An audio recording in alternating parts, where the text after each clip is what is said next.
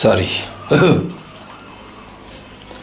হে জগতবাসী, আজ আমি শামীম আলী চিশতি আপনাদের সামনে যে আলোচনাটি নিয়ে আসলাম, এই আলোচনাটি হবে যে আমাদের সিরিয়াল যে স্বপ্নের কথাগুলো, যেমন শরীয়তের আলেমগণ একটা কথা বলে যে ওহির দরজা বন্ধ হয়ে গেছে।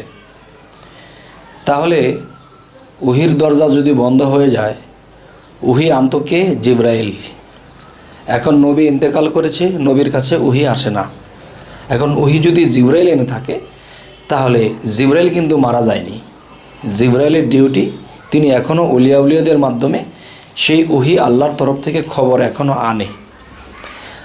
আর এই জন্য উলিয়া উলিয়ারা গুপ্ত খবরগুলো জানে। তো মোল্লা মুন্সি যারা আছে, যারা মুসল্লিগণ, তারা নামাজ পড়ে রোজা করে, আল্লাহর সাক্ষাৎ পাইল কি পাইল না এবং পাবে না এই কথাই বলে যে মুসা চলে গেছে, একজন নবী দেখতে পারে নাই, তাহলে আমরা কীভাবে দেখব? আপনি তো আর মুসা নবীর উম্মত নয়, আপনি মুহাম্মদ সাল্লাল্লাহু আলাইহি সাল্লামের উম্মত। তিনি তো আল্লাহর দেখা পেয়েছে এবং আল্লাহর সাথে কথাও দিয়েছে। আল্লাহ মুহাম্মদ সাল্লাল্লাহু আলাইহি সাল্লামের সাথে কথাও দিয়েছে যে তোমার উম্মতের সাথে আমি সাক্ষাৎ দিব। যাই হোক, আরও একটি কথা হলো, এখন সাধারণ মানুষের কাছে তো আর ওহি আসবে না। যারা আল্লাহর সাথে সংযুক্ত স্থাপন করেছে, যারা আল্লাহকে বন্ধু হিসেবে পেয়েছে আর আল্লাহ তাকে বন্ধু বলে স্বীকৃতি দিয়েছে, একমাত্র এমন ব্যক্তি আল্লাহর তরফ হতে খবর পাবে। তাহলে সাধারণ মানুষ যারা, তারা তো আর ওহি পাবে না। তাদের কাছে আসবে কি? স্বপ্ন। স্বপ্নের মাধ্যমে অনেক কিছু জানানো হয়। তো আজকের আলোচনাটি হব, যেমন কিছু কিছু স্বপ্ন মানুষের ধ্যান ধারণা আছে। যেমন মৃত মানুষ যদি কারো বাড়িতে এসে ভাত খাইতেছে দেখে, তাহলে বুঝতে হবে যে সে আমার ফ্যামিলির বা আমার রক্তবংশের কাউকে নিয়ে যাবে বা চলে যাবে, সময় হয়ে গেছে, মৃত্যুবরণ করবে।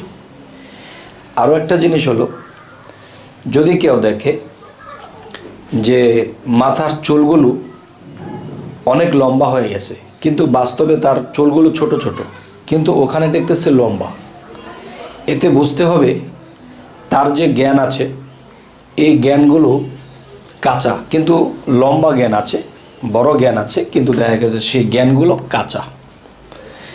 কেউ যদি কখনো দেখে চুল পেকে গেছে, তখনই বুঝতে হবে তার জ্ঞানটা পেকে গেছে। এতে শরীয়তের কিছু অবুঝ লোকে বলে থাকে চুল পাকা দেখেছে তার হায়াত কমে গেছে। না, আপনার হায়াত কমেনি, বরঞ্চ আপনার হায়াত আরও দীর্ঘ হতে পারে এবং আপনি জ্ঞানে পাকা হবেন। বা কেউ যদি দেখে নিজের মাথায়, তাহলে তার নিজের জ্ঞান বাড়বে, এবং অন্য কারো যদি দেখে তবুও নিজের জ্ঞান বাড়বে। আচ্ছা, আরও একটি বিষয় হলো কি, যে কেউ যদি দেখে সে পুকুরের মধ্যে সাঁতরাইতেছে, তাহলে কি বুঝবে? যদি দেখে নদীতে সাঁতরাইতেছে, তখন কি বুঝবে? যখন দেখতেছে সে সাগরে সাঁতরাইতেছে, তখন কি বুঝবে? আচ্ছা, যদি পুকুরে সাঁতরায়, তাহলে সেই লোকটা আল্লাহর প্রেমে শরীয়তের দিক দিয়া সে একটা গণ্ডি, মানে পুকুরের একটা সীমাবদ্ধ আছে, এর মধ্যে সে সাঁতরাইতেছে। নদীতে কেউ সাঁতরাইতেছে, তখন বুঝতে হবে সে মুর্শিদ ধরেছে, তার সে মুর্শিদের প্রেমে, রাসূলের প্রেমে সে আছে, নদী পর্যন্ত তার সীমাবদ্ধ।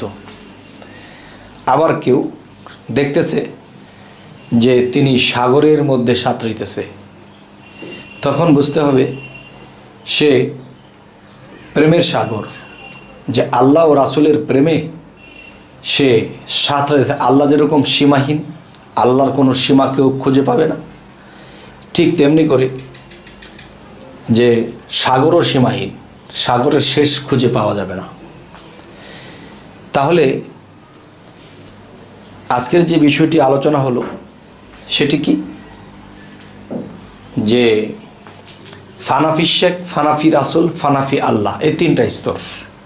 ফানাফি শেখ পুকুর পর্যন্ত, ফানাফি রাসূল নদী পর্যন্ত, ফানাফি আল্লাহ একদম মহাসাগর, যেটা যেই সাগরের কোনো শেষ নেই। তবে হে জগতবাসী, আরও একটি কিছু বলবো, যে জিনিসগুলো মানুষের চলতে ফিরতে সুবিধা হয়, মানুষ বুঝতে সুবিধা হয়।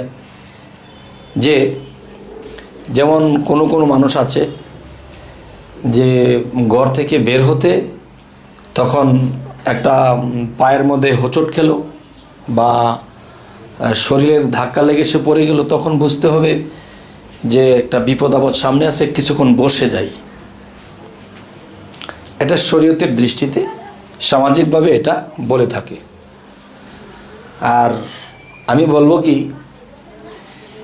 যারা মুর্শিদ ধরেননি তারা 7 বার আয়াতুল কুরসি পাঠ করবেন এবং নিজের বুকে ফু দিবেন, এরপরে বের হয়ে যাবেন। আল্লাহই আপনাকে দেখবে, বিপদ আপদ মুশকিল আসান করবে। আচ্ছা, আর যদি কেউ মুর্শিদ ধরে থাকেন তাহলে তার মুর্শিদ তাকে শরীরটাকে বন্ধ করার জন্য একটা জিনিস শিখিয়ে দেবে। সকাল সন্ধ্যা নিজের শরীরটাকে বন্ধ করবে। যখন শরীরটাকে বন্ধ করে ফেলবে তখন এখানে তার শরীরে কেউ আঘাত করতে পারবে না, কেউ জাদুটোনা করতে পারবে না, কেউ আপনাকে কুদৃষ্টি করতে পারবে না, খারাপ আত্মা, জিন, অসুর এগুলো আপনাকে কিছু করতে পারবে না। এমনকি আপনার শরীরে একটা গুলিও বিঁধবে না, গুলি অন্য দিক দিয়ে চলে যাবে। কারণ এমন কিছু শরীর বন্ধনা আছে যা করে ফেললে আপনার শরীর এমন একটা সিস্টেম হয়ে যাবে যে আপনার শরীরের আশেপাশে দিয়ে ছুরির আঘাত বা গাড়ির অ্যাক্সিডেন্ট বা গুলিও করলে সেটা আপনার শরীর থেকে আলাদা অন্যদিকে চলে যাবে, কিন্তু আপনার শরীরে বিদ্ধ হবে না। কেন হবে না? যে মুর্শিদ যেই শরীর বন্দনাটা দিয়ে দিবে তখন আপনার এই শরীরটা 12 ঘন্টা করে 24 ঘন্টা বন্ধ হয়ে থাকবে, এখানে কোনো ক্ষয়ক্ষতি হবে না। যাই হোক, আজকের যে আলোচনাটি করলাম সে আলোচনাটি এই জন্যই করলাম যে মানুষ চলার পথে এই জিনিসগুলো লাগে। হে জগতবাসী, জানি না আজকের আলোচনা আপনাদের কাছে কেমন লাগলো, তবে এই নিয়মগুলো যদি কেউ মেনে চলতে পারে তো আশা করব 95% বিপদ মুক্ত থাকতে পারবে।